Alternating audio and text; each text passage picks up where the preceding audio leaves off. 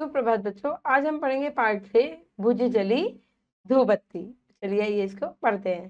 Part 6 बुझ जली धूप बत्ती। चलिए पढ़ते हैं। अपनी कोठरी में आते ही देखा कि कल सुबह की धूपबत्ती जो पूरी जली नहीं थी, कुछ जलकर बुझ गई थी। मतलब जो धूपबत्ती जलाई थी वो कई बार होता है ना कि पूरी नहीं जलती, आधी जल जाती है। वह अब भी जो ही की जो खरी थी, मतलब पूरी नहीं जली थी, ऐसी खड़ी हुई थी। मुझे वह सिर जली धूपबत्ती ऐसी लगी कि जैसे कोई मनुष्य हो, थोड़े बहुत ज्ञान से जिसका बौद्धिक जागरण तो हो गया हो, पर मानसिक विकास न हुआ हो, और वह उस बौद्धिक जागरण को अपना संपूर्ण विकास मानकर अहंकार में उनपता फिरता हो। क्योंकि वो धूपबत्ती क्या है, मानव जैसी थी, पूरी नहीं जली थी, कुछ जलकर रुक गई थी। मेरा मन दया से भर गया और मैंने उस धूपबत्ती को बिना उठाए ही फिर से जलाने का निश्चय कर लिया कि मैं इसको उठाऊंगा नहीं, मैं इसको ऐसे ही जलाऊंगा। जैसे कि आप ये देख रहे हो, ये ऐसे ही जला रहा है इसको, ठीक है। दिया सलाई जलाकर बुझ गई, पर धूपबत्ती न जली। धूपबत्ती क्या है, जली नहीं, बल्कि माचिस क्या है, बुझ गई। देखो दो माचिस ऐसी बड़ी है ना। मैंने दिया सलाई की दूसरी सीख जलाई और उसे उसके दाहिने ओर लगाया, पर धूपबत्ती न जली। फिर से धूपबत्ती न जली। मैंने तीसरी दिया सलाई जलाई और उसको उसके बाईं ओर लगाया, वह भी जलकर बुझ गई, वो भी नहीं जली। अब धूपबत्ती अब भी बिना जली पहले ही फिर जली खड़ी थी, और मेरे लिए अब कोई मार्ग न था कि उसे खड़ी रहते जला दूं। मतलब कोई ऐसा नहीं हो रहा था कि मैं उसको खड़े होके जला दूं। ऐसे खड़ी रहती है ना जब धूपबत्ती, कैसे जला दूं, जली नहीं रही थी। कभी उस दाईं ओर लगा रहा था, कभी बाएं ओर लगा रहा था, पर वो नहीं जल रही थी। मैंने उसे उसके स्थान से उखाड़ लिया, धूपबत्ती को उखाड़ लिया उसने, और उसे झुकाकर चौथी दिया सलाई जलाकर जलाई। जबकि ऐसे धूपबत्ती ली और ऐसे जला दी, जैसे कि हम जलाते भी हैं। अरे साहब, वह दिया सलाई छूते ही जल उठी, क्योंकि वो टेढ़ी हो गई तो उसमें पूरी तरह आग लगी, ऐसे कैसे लगेगी, है ना। दिया सलाई अब भी इतना, दिया सलाई में अभी भी इतना दम था कि तैयार हो तो वह 4-5 धूपबत्ती और जला दे। मतलब इतनी वो थी आग उसमें कि वो 3-4 और जला दे। धूपबत्ती, जलती धूपबत्ती में अपनी सुगंध से कोठरी को भर दिया। इतनी महक थी धूपबत्ती में। यह काम समाप्त हुआ तो बुद्धि ने अपनी कलाबाजी दिखाई। 3 दिया सलाई पूरी तरह जलकर बुझ गई, पर धूपबत्ती नहीं जली। कितनी, 3 दिया सलाई। और एक दिया सलाई के स्पर्श पात्र से वह भभक उठी। क्या बात है, मतलब जब चौथी जलाई थी तो एकदम जल गई थी। मन में कहा कोई बात तो है यह, पर प्रश्न तो यह है कि बात है क्या। जब तक 3 दिया सलाई जलकर बुझी, धूपबत्ती खड़ी थी, और जब वह चौथी को छूते ही जल उठी तो झुकी हुई थी।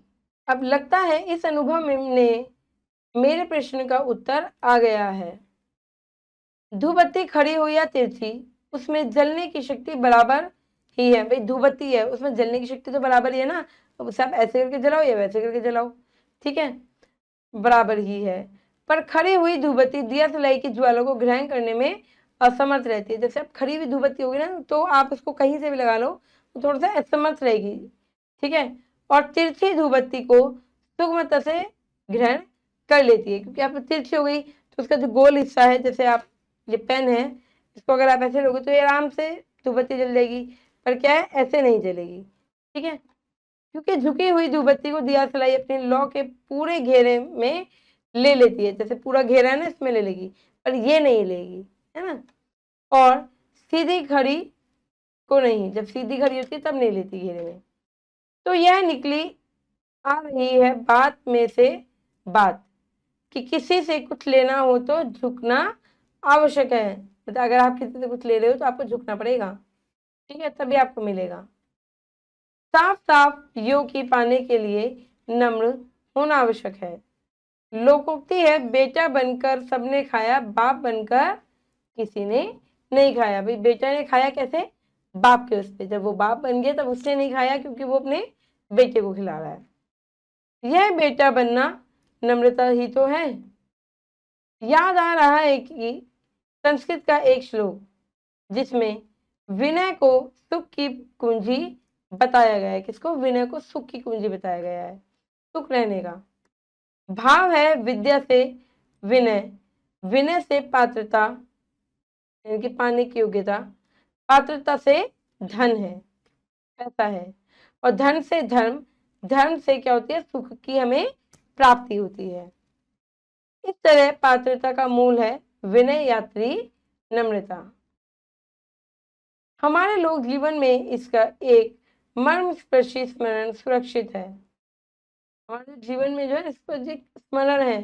जब आप देखते होंगे, जब हम कोई भगवान का पाठ करते हैं या कोई मंदिर जाते हैं तो हमारे मन को बड़ी शांति मिलती है ना। भाभी की एक आंख शीतलता में मारी गई, भाभी की एक आंख शीतला में मारी गई। अब वह कानी है, मतलब कि एक वो देख नहीं सकती। उसका देवर भाभी के लिए जिससे प्यारा कोई रिश्ता नहीं, उससे पानी चाहता है तो कहता है कानी भाभी पानी पिला। वो मतलब भाभी को बोलता है कानी भाभी पानी पिला। हाँ बोलो दूध के कटोरे। वो क्या कहती है? हाँ बोलो दूध के कटोरे। अरे देवर जी, तुम्हारे बोल तो इतने मीठे हैं कि तुम्हें पानी नहीं दूध पिलाऊंगी, मुंह धोए रहो। मुंह धोए हो? कहते मुंह धोए तुम्हें मैं दूध पिलाऊंगी, पानी नहीं पिलाऊंगी। ठीक इसके विपरीत दूसरा संस्करण है रानी भाभी पानी पिला। पानी देवर के कुत्तों को रानी विशेषण में जो नम्रता है, अपनी अपेक्षा दूसरों को महत्व देने की जो वृत्ति है, दूसरों को अगर महत्व दे रहे हैं तो उसने भाभी का मन पुलकित कर दिया और उसकी उदारता व ममता को जगा दिया। वे कहती है अरे देवर जी, पानी तो मैं लाडले देवर के कुत्तों के लिए भी कुएं से भरा हूं। पानी तो मैं कुत्तों के लिए भर के ले आ सकती हूँ, तुम तो कुछ और पियो, दूध लस्सी शरबत है या कुछ भी पियो, पानी तो मैं कुत्तों के लिए भी ले आऊंगी। अकड़ने और झुकने का यही अंतर है। पानी मांगने पर एक जगह चुभता ताना सुनने को मिला, पर दूसरी जगह पानी के बदले दूध शरबत। देखो इसी को ऐसे समझ लो, देवर ने बोला काढ़ी पानी लेकर आ, ठीक है, तो उसने बोला, तो भाभी ने क्या बोला कि अरे दूध के पानी, तो उन्होंने बोला था कि अरे देवर जी, तुम्हारे बोल जो है इतने मीठे हैं कि तुम्हें पानी नहीं दूध पिलाऊंगी, मुंह धोए हो, मतलब मुंह धोया है तुमने। पर जब हम वो इतने बोलते हैं पानी लेकर आ जाओ, तो देखो तो क्या बोलती है भाभी कि पानी तो मैं कुत्तों के लिए भी ले आऊंगी, तुम्हारे लिए तुम तो दूध पियो, शरबत पियो, लस्सी पियो। यही झुकना आपको यहीं पड़ता है। आप ठीक से बोलोगे आपको आंसर भी ठीक से मिलेगा। एक बार काशी जाकर पुण्य मदन मोहन मालवीय जी के दर्शन करने का सौभाग्य प्राप्त हुआ। बातों ही बातों में उन्होंने कहा था कि देश के हर द्वार एक एक दाता खड़ा है। देश के हर द्वार पर, हर दरवाजे पे क्या है? एक एक दाता, देने वाला दाता खड़ा है अपनी खुली थैली लिए कि कुछ भी आप ले सकते हो। पर कमी उन हाथों की है जिनमें वह अपनी भेंट दे सके। कमी हाथों की उजले देने के लिए दाता खड़ा है। इस तरह देने वाले से भरकर लेने वाले के पात्रता है। बॉम्बे मेल के उस थर्ड क्लास कंपार्टमेंट में उस दिन पूज्य मालवीय जी के संदेश का परीक्षण करना कितना सफल रहा था। बॉम्बे मेल के उस थर्ड क्लास कंपार्टमेंट में उस दिन पूज्य मालवीय जी के संदेश का परीक्षण कितना सफल रहा था। मेल का हर डिब्बा करीब करीब एयर टाइट था। जो डब्बा था रेल का वो क्या था? करीब करीब एयर टाइट था।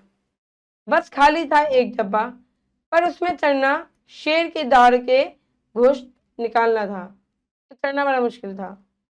स्टेशन के आते ही उसकी बंद आंख खिड़की से एक रिबोली पेशावरी पाठन का चेहरा बाहर निकला। इसका रोबिले पेशावरी पाठक का खिड़की के बाहर हम 7 मुसाफिर थे। कितने मुसाफिर थे? 7 मुसाफिर थे। खान और फौजी उस युग के शेर सांप थे। खान और फौजी के तो उस युग के शेर थे, सांप थे। उन्हें लांघना कठिन क्या संभव ही असंभव था। उन्हें लांघना बहुत मुश्किल था, बहुत मुश्किल, असंभव था।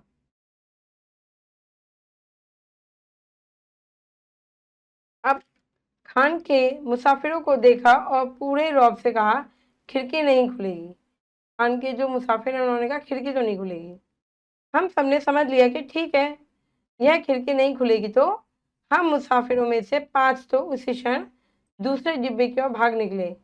अगर खिड़की नहीं खुलेगी तो कोई बात नहीं, हम तो वहां से भाग जाएंगे। तो 5 मुसाफिर के वहां भाग निकले। छठे ने सामने से आते चक्कर से शिकायत की कि ये ऐसे कह रहे हैं, जनाब ये हजरत पूरा डब्बा घर बैठे हैं और हमें चढ़ने नहीं देते। चक्कर मोहिउद्दीन ने अपनी नई यूनिफॉर्म के रोब में जरा डांट के स्वर में खान से कहा, डांटा और खान से कहा, आप दूसरे मुसाफिरों को चढ़ने से नहीं रोक सकते, खोलिए खिड़की। क्या आप किसी और को चढ़ने से नहीं रोक सकते? खोलो खिड़की, खोलो। तो खान ने सचमुच खिड़की खोल दी और चक्कर की और मुस्कुराते हुए कहा, ओ तुम बैठेगा इसी को बैठाओ, तुम बिठाएगा इसी को बिठाओ। जब गाड़ी चलेगा हम इसको बाहर फेंकेगा तो तुम झंडी हिलाना, मतलब तुम झंडी को हिलाना। देख रहे हो आप ये खान साहब, ठीक है। अब चक्कर तो खिसका ही, वे मुसाफिर महाशय भी 9-2-11, वो महाशय भी 9-2-11 हो गए। खान मतलब चक्कर तो चला गया और वो जो मुसाफिर थे वो भी 9-2-11 हो गए। मैं अब भी अपनी जगह खड़ा था, अपनी अटैची हाथ में लटकाए। खान ने मुझे देखा और मेरे खान को उसने क्या सोचा मैं नहीं जानता, पर मैंने सोचा, मालवीय जी महाराज का वचन है कि हर द्वार पर एक कौन खड़ा है? दाता खड़ा है। तो क्या यह खान भी दाता है? उसने मुझे कहा, ये भी दाता है। अब तभी खान ने मुझसे कहा, तुम नहीं गया, मतलब तुम नहीं गए? तो मैंने संक्षेप में कहा, नहीं खान साहब। उसने कहा, क्यों, गाड़ी में नहीं चढ़ेगा? चढ़ूंगा अगर आप प्यार से चढ़ाएंगे, मतलब मैं चढ़ूंगा पर अगर आप प्यार से चढ़ाएंगे मुझे। उसने कहा, क्या दूसरे डब्बे में नहीं चढ़ेगा? तो खान कहते हैं, खान साहब आप एक बहादुर पठान हैं और बहादुर आदमी का दिल बहुत बड़ा होता है, उसमें ही जगह न मिले तो फिर कहाँ जगह मिलेगी। देखो उसे ना खुश कर दिया कि आपके दिल में तो बहुत जगह है, पर अगर मैं आपके साथ नहीं बैठूंगा, मतलब आपके यहाँ उसमें नहीं बैठूंगा तो कहाँ जगह मिलेगी, अगर आपके दिल में भी जगह नहीं मिलेगी तो। तुम डरता नहीं, हम तुम्हें नीचे फेंक देगा। उसने कहा, तुम डरोगे नहीं, हम तुम्हें नीचे फेंक देंगे? उसने कहा, नहीं खान साहब, बहादुर आदमी के पंजे सख्त होते हैं और दिल क्या होता है? बहुत मुलायम होते हैं, सॉफ्ट होते हैं। आप मुझे नीचे नहीं फेंक सकते। अब खान ने कुछ सोचा कि तभी गार्ड की सीटी बजली और हरी झंडी हिल गई, मतलब ट्रेन चलने लगी। खान ने खिड़की खोली और मुझे बुलाया। मैं झटपट खिड़की पर पहुंचा कि खान ने सहारा देकर मुझे भीतर ले लिया, मतलब के अंदर ले लिया। 18 आदमियों के बैठने लायक उस छोटे से डब्बे में खान था और बीवी थी और 2 बच्चे थे। क्या था? खान साहब थे, बीवी थी और उनके 2 बच्चे थे। सबके जो है बिस्तर क्या है? बिछे हुए थे सोने के लिए। मतलब मैंने खान की बीवी को सलाम किया और खान को धन्यवाद देकर दूसरी तरफ बैठ गया कि तुमने मुझे खींचा, धन्यवाद। अब कुछ देर बाद धीरे से खान मेरे पास आया और उसने मुझे 2 बहुत बढ़िया सेब खिलाए। क्या खिलाए? सेब खिलाए। मैंने सोचा, मालवीय जी का कथन सत्य है कि देश के हर द्वार पर एक दाता खड़ा है, पर कमी उन हाथों की है जिसमें वह अपनी भेंट दे सका। मैंने भी अब अपने दाता की कसकर परीक्षण लेने का विचार किया। अब दूसरे स्टेशन पर गाड़ी आकर रुकी तो समय की बात। स्टेशन मेरी तरफ था। स्टेशन क्या था? उसकी तरफ था। 3 मुसाफिर बाहर थे, 2 जवान एक बूढ़ा। 2 जवान थे, 3 मुसाफिर जो थे बाहर थे, 2 जवान थे और एक बूढ़ा आदमी था। बिना खान की तरफ देखे जोर से मैंने कहा, बूढ़े बाबा, यह खान साहब का डिब्बा है। उन्होंने मेहरबानी करके मुझे बैठने की जगह दी है। वह जगह मैं तुम्हें दे दूंगा और खुद खड़ा हो जाऊंगा। तुम भीतर आ जाओ। मतलब कि उसने कहा कि बूढ़े अंकल हैं बेचारे, कैसे जाएंगे? तो स्टेशन उसी की तरफ था। तो उसने कहा कि ये जो डब्बा है ये पूरे खान साहब ने ले लिया है, तुम यहाँ आ जाओ, मैं तो खड़े होकर भी चला जाऊंगा। अब उन दोनों जवानों से मैंने किसी और डिब्बे में चले जाने के लिए कहा कि तुम किसी और डिब्बे में चले जाओ। तो बूढ़े को भीतर ले अपनी जगह बैठा दिया।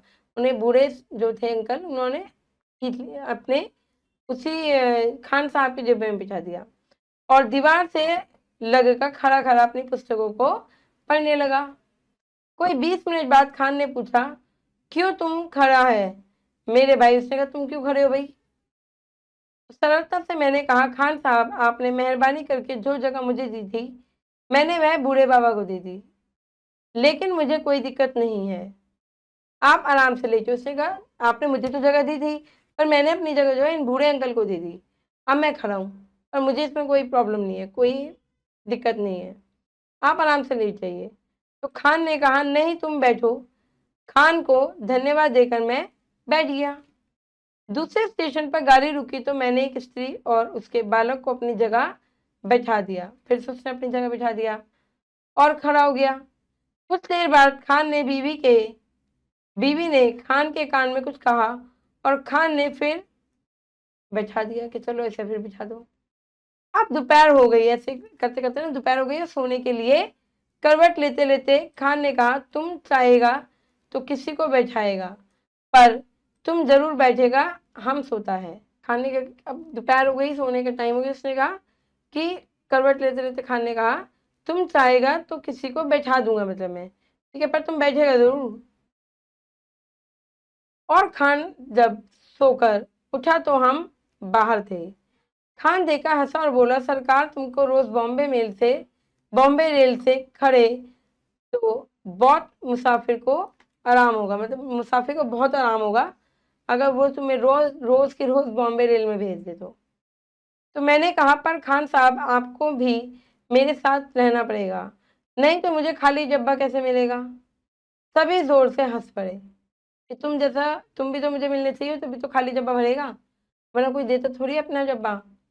शाम को 7 बजे मैं स्टेशन पर उतरा तो खान ने मुझसे हाथ मिलाया और बीवी ने मुझे सलाम किया, उनकी बीवी ने सलाम किया। चलिए बच्चों, करते हैं अभ्यास। सही उत्तर वाले गोले पे मैं शीट पे करेंगे और हम यहीं पे करेंगे, ठीक है। लेखक ने कितनी दिया सलाई जलाई? भाई 4 जलाई थी, 3 तो चलते चलते रह गई थी और चौथी उसने फिर अगरबत्ती जल गई थी। तो टिक करिए 4 पे। रेलगाड़ी में कितने खाली डब्बे थे? 1, जो खान साहब का था। डिब्बे में कौन था? खान साहब। सर्वप्रथम डिब्बे में किसे बिठाया? बूढ़े बाबा को। अंत में कुल कितने यात्री डिब्बे में थे? कितने यात्री थे? 5। और कैसे?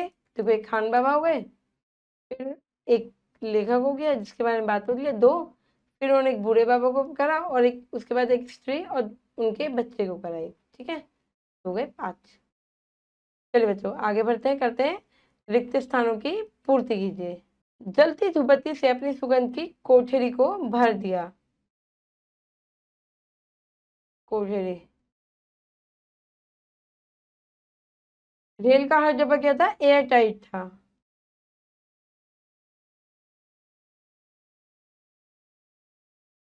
एयर टाइट था। खान और शेर, ओके, खान और फौजी, खान और फौजी, क्योंकि शेर और सांप थे, शेर और क्या थे? सांप थे। डैश आदमियों के बैठने लायक एक छोटे डब्बे में खान थे, कितने? 18। 18।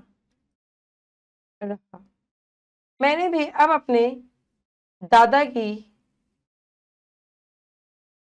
कसकर परीक्षा लेने का विचार किया।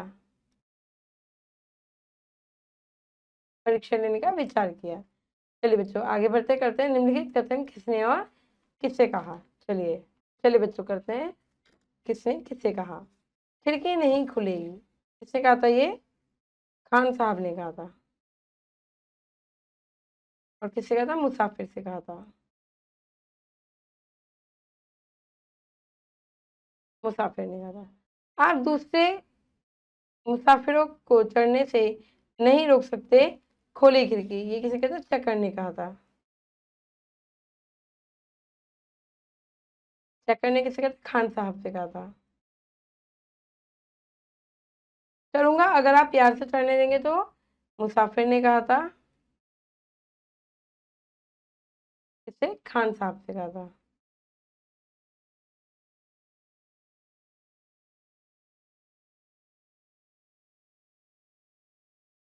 ये इसका है बेटा, है ना? मैं आगे आगे लिख रही हूँ। बूढ़े बाबा यह खान साहब का डब्बा है, किसने कहा था ये? मुसाफिर ने कहा था।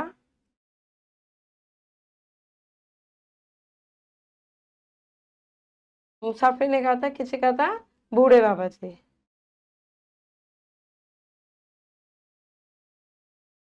बूढ़े बाबा से। तुम जाएगा तो किसी को बैठाएगा, पर तुम जरूर बैठेगा हम सोता है, उस किसने कहा था? खान साहब ने कहा था।